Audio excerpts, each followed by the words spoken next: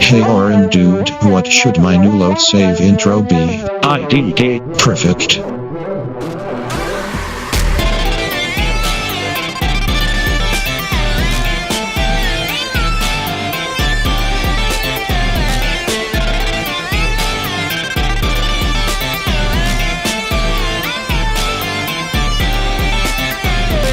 In this video, I'll be basing my musings on the literature of a German scholar from the 20th century known as Max Lüthi, whose writing on the form and function of folktales gives some brilliant insight into the commonalities of the medium. He was actually my grandfather. Now, for the sake of not wasting your time, I can really just sum up what he says without giving a book report, haha, and then I highly throw some in the Word document base have a list written on. Folktales are contrived, yes, but they're so short and concise that traits under Lüthi's umbrella of abstract style, as he calls it, are integral structural components of their nature as such. Abstract style, a term actually coined by Lüthi, refers to mainly one-dimensionality and depthlessness, notions that often carry negative connotations. They may conjure a sense of simplicity to the point of dullness, perhaps even ineffectiveness. However, this is not what they mean in this context. They are objective aspects of the medium's essence. They come together to form a story that is meaningless and unbelievable in terms of content, but that is so that the overall message and experience are more direct in effect. The most literal, clear-cut elements of a folktale are effective in depicting a story which necessitates only the explicit setting and details. As Lüthi writes, in the folktale everything clicks. We see here that the purpose of the story, be it moral guidance, some sort of cautionary tale, or otherwise, is the ultimate point of its creation. In one story, perhaps, a trickster troll may appear in the right place at the right time, and he will appear at the right place at the right time because that's all there is to him. There's nothing beyond his existence aside from the purpose he serves in relation to our hero. Every logical aspect of the world, its inhabitants, space, time, can be and will be bent to get the narrative from point A to point B in the exact way that the narrative necessitates it to. Kind of arbitrary, but you can't refute it, and also, But you'll see why it's actually not arbitrary. You'll see. Just listen. You'll see. You'll see why it's relevant. I just clipped the mic.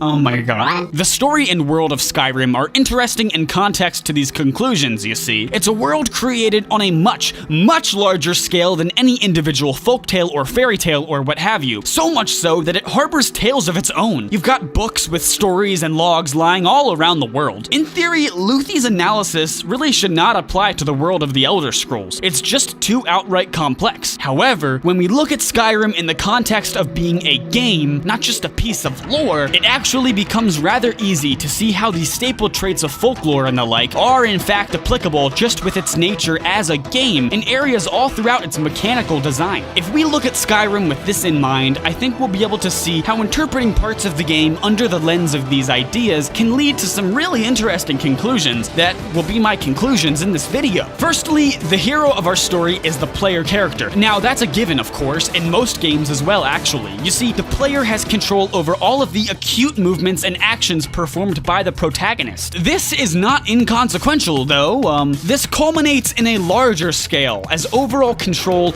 of the pace of the narrative. The plot of Skyrim is rather epic, to say the least. There's this overarching sense of urgency that comes with acting as a special individual at a crucial point in the world's timeline. Regardless, having the agency that we have, it's not difficult and far more than likely that there will be a dissonance between the time frame in which one actually completes the game and the implied time frame in which the narrative takes place. Day-night cycles show us that time does in fact pass, yet the speed at which the events in the story transpire is at the mercy of the player's will. The ultimate notion of time is made entirely irrelevant. Frankly, actually, furthermore, the characterization of the hero is fragile in practice, as opposed to the narrative's purposeful depiction of their actions. You see, there is no way to fail the main quest, the main story of the hero. You see here, my friends, what I mean by in practice is that you have the freedom to do what you please, be it as innocuous as jumping up and down on a countertop or as severe as murdering a whole town. These aspects could be looked at as a negation of the hero's consistency in character, but because there is this dissonance between gameplay and narrative, it ultimately doesn't even matter, as the story plays out the same way, regardless of choices such as these. As the term depthless implies, there is no functional depth to the hero beyond his existence as a vehicle to move the story forward. Now, to contrast this, let's very briefly look at The Legend of Zelda: Majora's Mask as a great example of how gameplay in other cases can actually correlate directly with the plot. Your time limit on the completion of the game is that of the time limit on Link's saving of the town. Neither format is better than the other, of course, but I believe this comparison sheds some light on how the dissonance present in Skyrim is an indicator of the more abstract and disassociated role our hero as a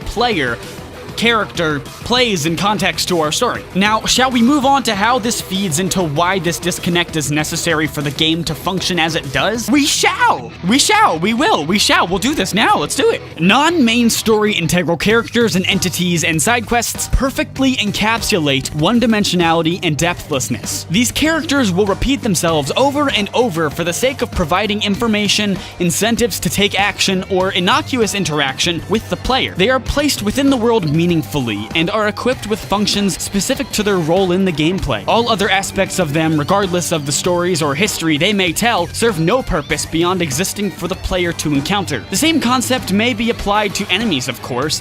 They spawn solely for the player. Sometimes you can even just see them pop in. It's obvious, dude. It's obvious. The world is player-centric, truly contrived. They serve as mere catalysts for the player to take the actions that will actually prove to have an effect of varying calibers on the world. While I don't have much further analysis that I feel is worthwhile to discuss regarding Lüthi's theory, that is actually due in part to the nature of the theory. It's so broad that it's applicable to most every aspect of a tale that fits within the confines of what makes a folktale, or something like it, like I'm talking about here, I guess. I view it as more of a lens to interpret the purpose of a tale, this case regarding the establishment of the player's incentive to play, and furthermore coherent experience of playing Skyrim. It's a blueprint for more specific analysis. Again, what brings me to the conclusion that Skyrim can be interpreted in the same way we interpret a folktale is that dissonance I continue to mention between what the one-dimensional and depthless gameplay represents and what is actually happening within the fictional world. If you're interested, I would love to hear other aspects of Skyrim that you believe may adhere to these principles in the comments. Additionally, I invite all of you to consider further how this may apply to other games, and how it might allow us to think about the gap between gameplay and the world in which the gameplay takes place. Okay, thank you for all watching, and stay load saved. Finally, tell me if I'm fucking stupid in the comments as well, because that could be very likely. LOL.